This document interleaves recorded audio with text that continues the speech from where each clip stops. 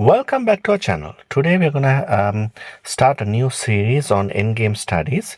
So in this series we're going to do one endgame study per session. Endgame studies are generally composed positions, or these are not positions from actual games. So why do we do endgame studies? The whole purpose is to think out of the box.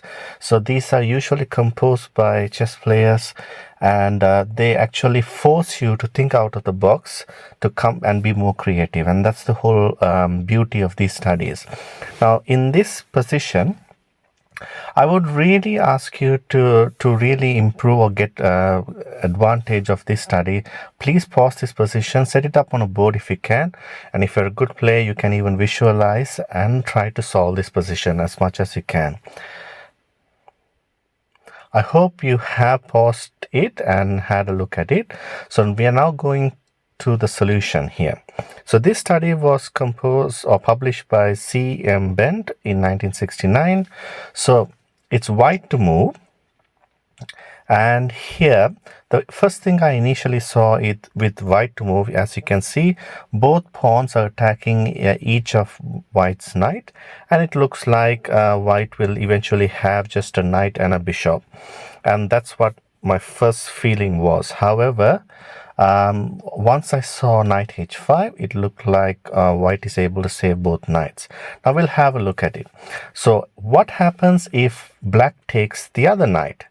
Now, if that's the case, black loses immediately, because here bishop e8 is played, and as you can see, these two squares, the f6 and the g7 squares, are now covered by the knight.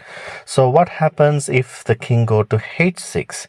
If that's the case, now black needs to say goodbye, because after knight g3, either they have to lose their bishop or get checkmated.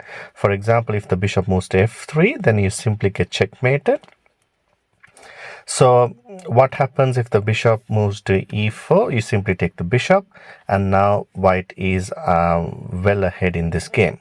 So going back to this position, instead of king h6, what happens if the king goes to f5?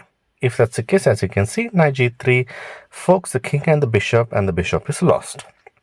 So going back to the position here, after knight h5, black falls into a lot of trouble if they take the knight. However, black won't get into a lot of trouble if they play the move king f7. And here, white is able to free the other knight with a check. And now white has a bishop and two knights with the king, and white is able to win this position. I hope you enjoyed this video. For more videos like this, please like and subscribe, and it's bye for now.